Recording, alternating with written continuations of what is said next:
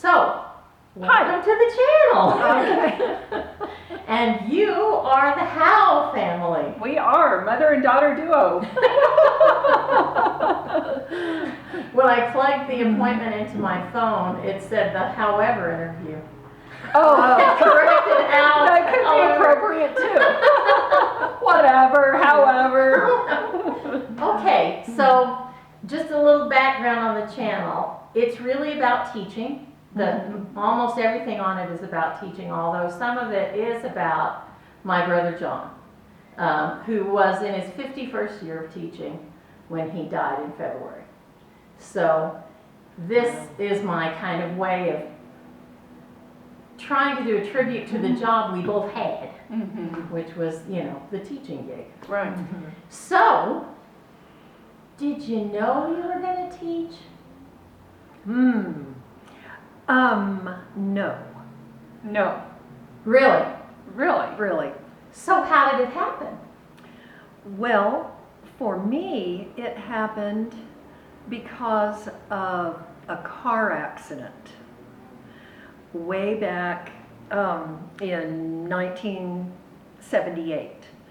And from the car accident, after the recovery, my mother said, "You must go back to school and finish your degree."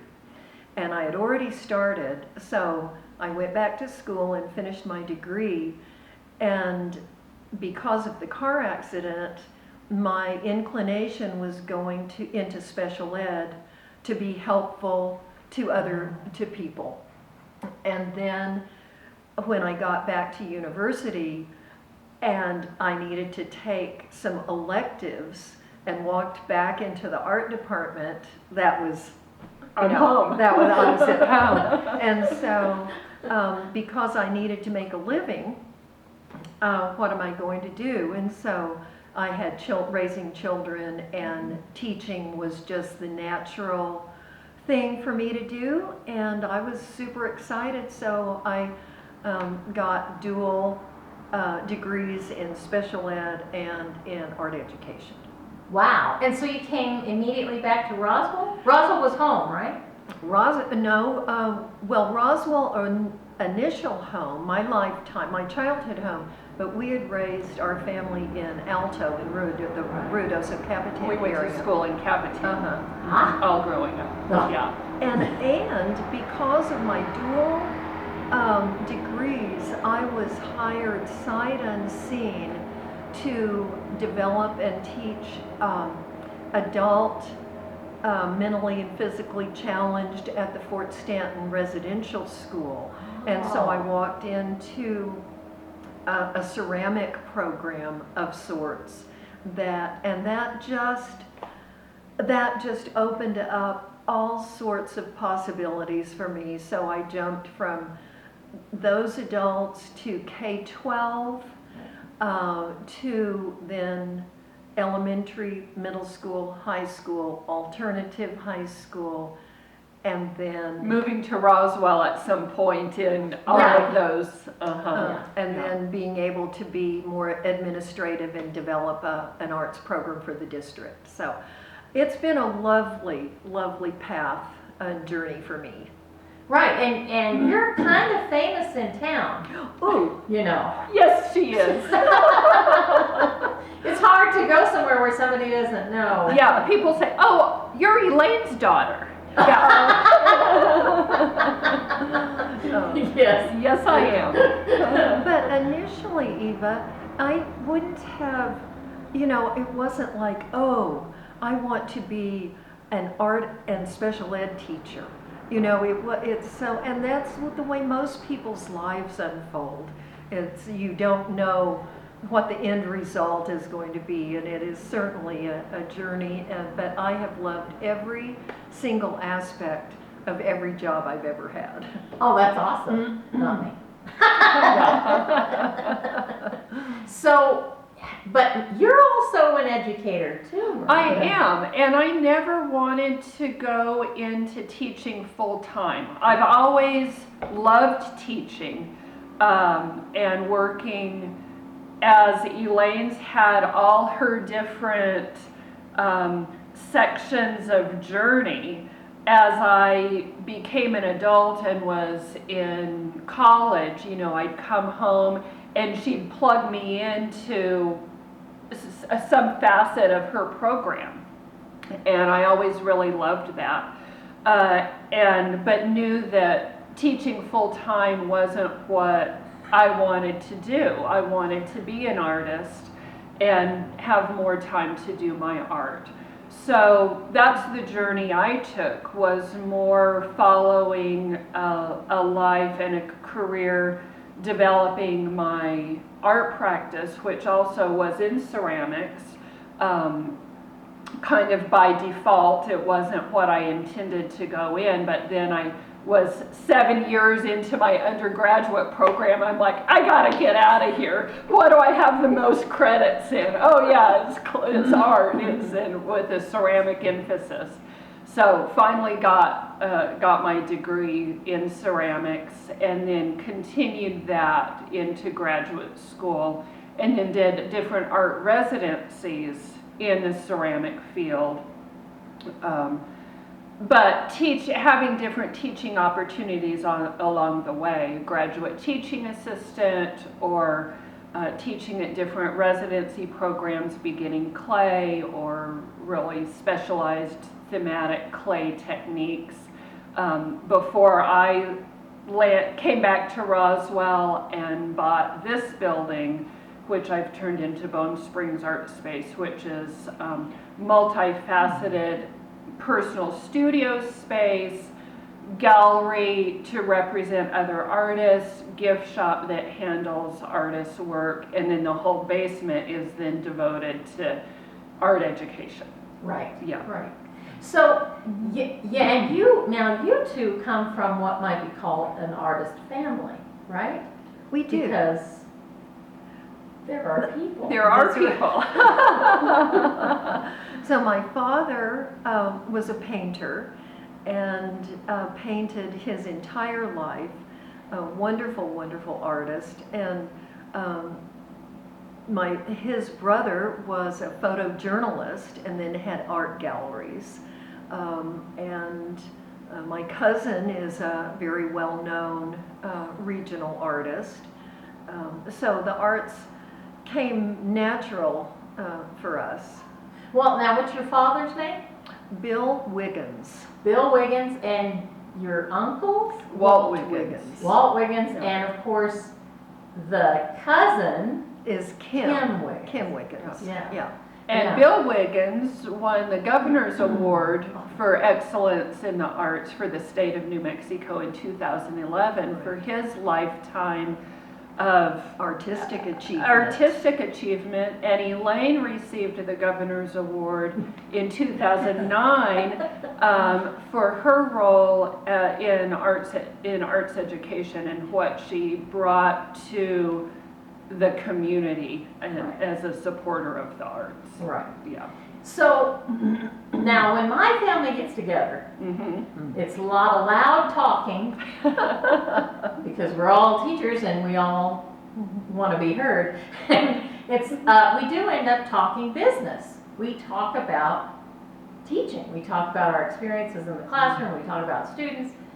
Do you talk art? We do art. Really? Yeah. When we have big family gatherings, we always try to create a project that everybody's involved. that we can all do together. Oh, wow. So, one year it was printmaking, and we set up the printing press and had a monotype process, and so people could go out to the studio. We didn't all have to always be out there together, but we can work in smaller groups. It was come and go, big group. We made little tiles, Yeah. and I think that was the year Sandra had died, or was, just Yeah, kind of a just- celebration of her life, and we all got together and made little tiles Yeah. that represented that. Wow. So yeah, we do art. You do art. And do you offer suggestions or responses, or is that dangerous? Oh, to each other? Yeah. Oh,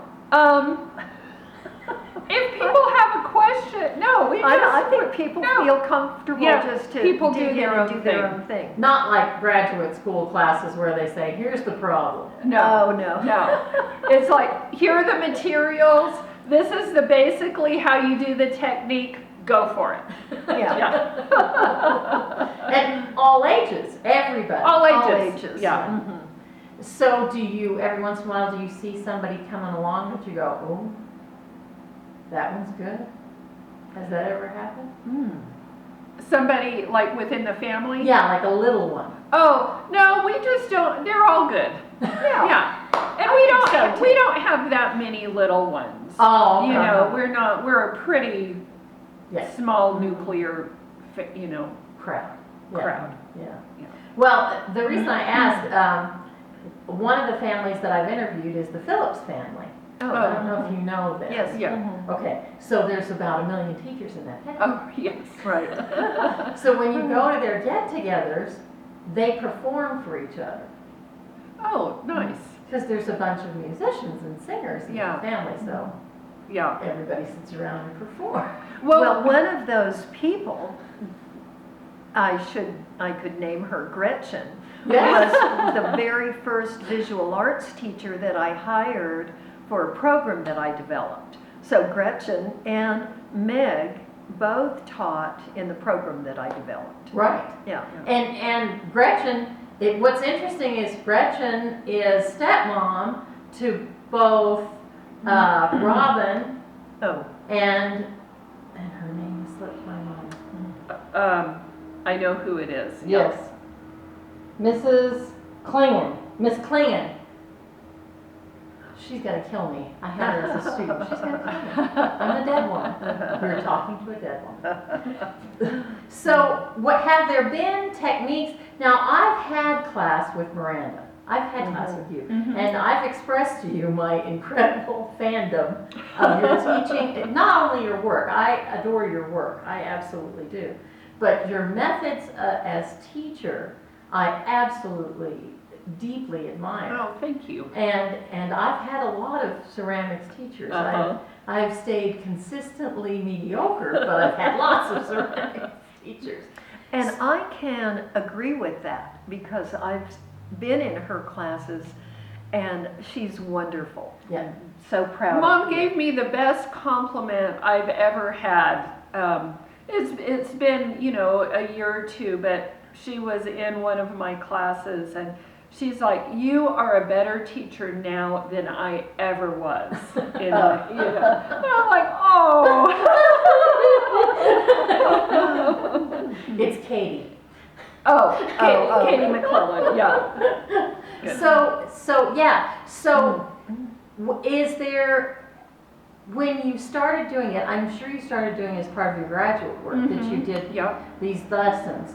So what was it that, was there ever one that went super well or one that went really wrong? I don't know that any went really wrong. And they were all very different, like whether they were full semester classes where you really had the opportunity to build a syllabus and a progression of projects that built on each other, or whether they're more like my current Dirty Dozen classes, which you've taken, which are just a single sit down, anybody can come and make this project and walk away with something that they've created. But in those Dirty Dozens, you have to do a lot of work. There are a lot of prep work and it's a lot of follow-up. Yeah. But that's what makes it successful, is being really ultra organized for that one block of time. So I'm not wasting people's time in trying to get slabs of clay rolled out. You know, we only have 3 hours. So I want to maximize the time that each participant has to be creative.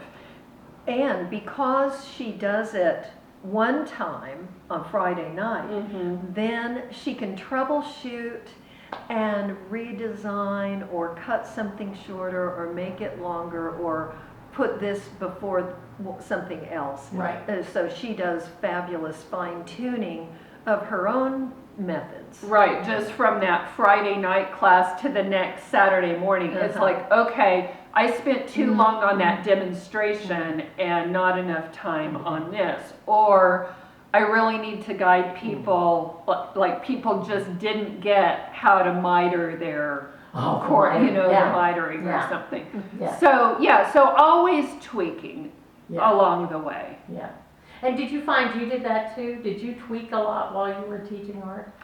I did, because I've had so many varied situations. For one, the alternative high school. I couldn't tell if the same students were going to show up one day or the next day. So planning for a lesson that built on something else for the very next day was really tough. And so I had to, for my classes there, it was more of this is what we're doing, it's due at the end of class, Right. kind of thing. Right. And that worked out, really much better. I did do some more longer term things, but that was tough, And the classroom is always the blank canvas of who's going to walk in the door and how are you going to need to gear your teaching for this particular class. Right. Yeah. Right. Well, okay. So one of the things that I really admire about you guys working together is you do manage to work together. I think Mother and I have developed the ability to work together, and for me to instruct her as well as her instructing me, but it took time. I admire that you guys can do this without seeming to have any kind of tension. And I No, it's fun and Okay. it's natural. Okay. And it's, I think we've been a sounding board for one another For decades. Really? And even earlier in my, in my 20s, when I was kind of floundering back in Roswell, not quite knowing what to do, Mom would write these little 6-week grants, I think she did 2 of them, that put me in the school in her classroom for 6 weeks.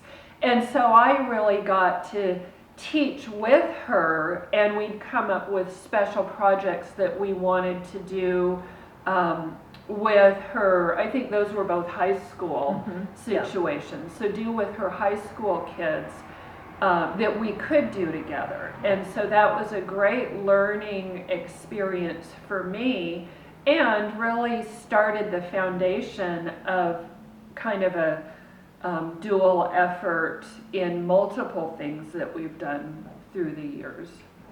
But it's funny because we think so much alike. We'd go around to different students and say something, and they'd say, "Yeah, your mom just said that." That has happened So more than many you can times. imagine. Now you're gonna need to score and flip that. That's encouraging though. Yeah. Because it means that you're able to support each other and to work together, and I don't think everybody has that experience. Right, with and them. for the students, it reinforced like what we both were seeing in their work. Right, right. And so they didn't have to worry about, oh, okay, if I do this with one, then the other one's gonna give me an opposite instruction. Right. Right, Yeah, yeah. which is, that happens. That happens. Yes, that happens with other teaching teams, and sometimes it can be really frustrating for students. Well, on another involvement that we've had, which was great, when when I started the Creative Learning Center, and I didn't have any teachers that first year, and so I was able to hire the local artists, Miranda, Right. Nancy Fleming, Sue Wink, people that I knew were awesome. And so that was really fun, watching them come in and go into the schools and work with students as artists on projects. Right. So that was great. Wanda Dent was one of them too. But yeah, loved getting those artists in the schools.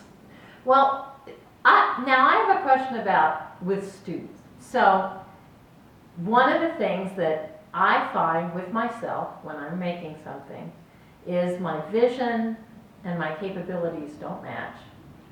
And so I can become very disheartened by the fact that what I'm trying to make doesn't look as good as what I'm seeing made around me and what I see my teachers make. Is there something that you do to encourage students that maybe have a lot of negative thinking about their work? I don't know if they have time to express that. I think what I see, most of the kids, and I think the way Miranda sets up lessons is that it's successful. You know, I think people haven't liked their thing, thinking of one person in particular. Right. You know, but I think it's a one-on-one basis, and you go and you just talk to them about it, or talk to them about what you really like about it. So you bring out things that they don't recognize in their own work that is really strong. And sometimes it's just a technique thing, like they haven't learned the right tool to achieve what they were after. So just sitting down with them and showing how you can cut this differently or cut this angle and attach something. And then once they start like developing the techniques involved, then it shifts how they think about them. But almost without fail, the people that go into the project and don't like what they're doing because it's off from what they had originally set out to do, by the time it's fired and glazed and finished, they're always saying, oh, well, that turned out a lot better than I thought it was across the board. So it's in that moment that they're frustrated and not really able to see that there is still really some interesting components to their piece. Well, yeah, my family isn't as generous. My nephew, I brought home a picture that I made that pours beautifully, but it's quite ugly. And he goes, look at that. Oh, That was a well, that was it. Look at that. Is there a particular project that you really love doing with students? Is there one where you think, oh boy, we're going to do this and they're going to love it? Well, there are different ones that I'm excited about doing because I keep going back to my Dirty Dozen classes because that's one project every month. So I've got to come up with 12 projects.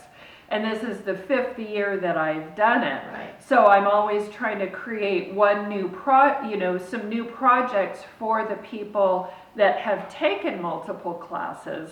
But then when I repeat one, a lot of them will sign up for that because then they know what to expect and they know they can do it better from the time before.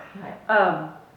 But they're all just fun, and I just try to create a variety from something functional to sculptural to wall-mounted tile format, working with different clays.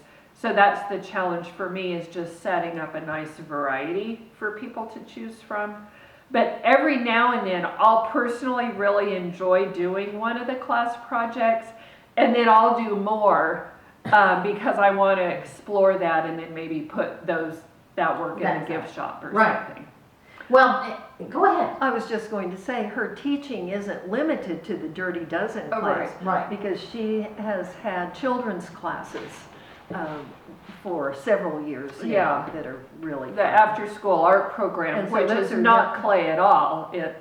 Yeah. you know, oil pastel and painting and printmaking and drawing And you have a lot of background in printmaking too. I right? do. Is that- I actually went to graduate school for printmaking, and I did a study abroad program at the Aegean Center for Fine Arts in Greece because they had a printmaking program and I wanted to develop my portfolio to get into graduate school because I wasn't convinced that ceramics was really the direction I wanted to go in until I got into graduate school and just floundered in printmaking that first year. I just didn't have the background of using all the presses, of all the techniques, and so I began printmaking on porcelain clay and did that for a while and then really recognized that it was the clay that I was most excited about, but I still use a lot of printmaking techniques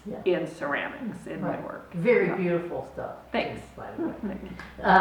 So if you were talking to someone who's considering starting an art program in a school that didn't have it, what would be your recommendation to them? Would you have a suggestion to help them focus on something that will help them? Whoa, well, it was such an evolution, the program that I started, so it wasn't a start to finish kind of thing, but I think the thing that really prepared me and helped me is just a background of arts integration, of being involved in visual and performing arts, and it just changes your whole philosophy of teaching and providing for students when you are broader thinkers about the arts in general. Right. So starting a program, I think one of the things that was really beneficial for the Roswell program, dealing with initially it was 12 elementary schools. I was telling Miranda earlier, I just really felt that equity was crucial because growing up, having the traveling art teacher come in, you know, I might have gotten this lesson, but my friend across town didn't get any art at all, you know. And so what our program did was to have traveling art teachers, visual and performing arts, and they would do a grade level, and they would take that to every grade level at every single school. So for Roswell, equity was just really, really important to me, that all kids got the same thing. Right. And this opportunity to discover, because that's what art is really about, right? It's a big part of it is discovering what you know, what you understand, what you like.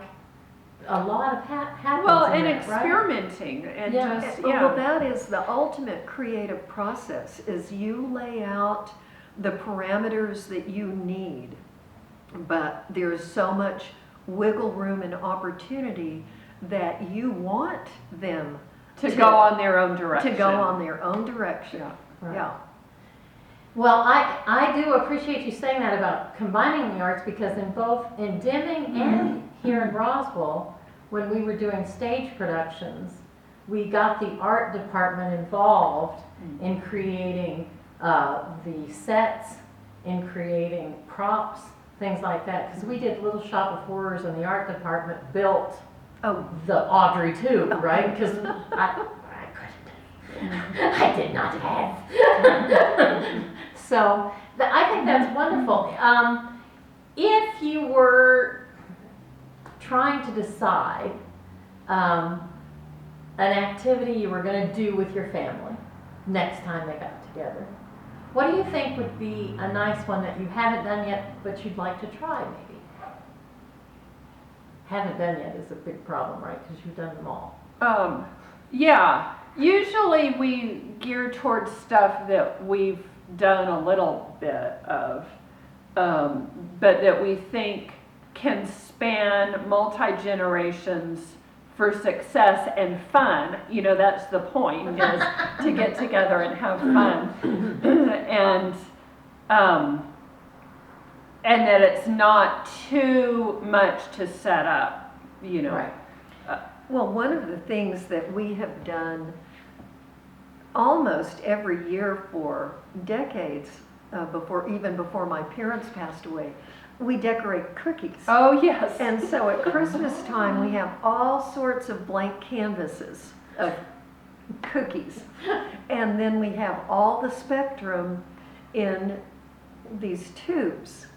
And so from Yeah, little that bitty has- to grandpa's, we decorate cookies, and every one is its own little creation. Mhm. So that's been fun. Yeah, and so sometimes that is the project, you know, if we don't have like more fine art project, you know, that's kind of becomes the default or the go-to for any occasion of, oh, let's decorate cookies. Oh, that gives me a wonderful idea. Now, that other thing I wanted to ask about, because you hear about this all the time in the non-art world, we all hear about this. So when my family gets together, when I'm taking classes, I have all these pieces, and I force them on my family. We actually have like a white elephant thing, only they don't bring anything, I bring all the pieces, and they take a number and they go pick up a sack, and inside is their piece that I've made, Uh-huh. right? Do you do that sort of thing? Do you ever exchange work with other artists or with each other that you've created as gifts? I always trade work.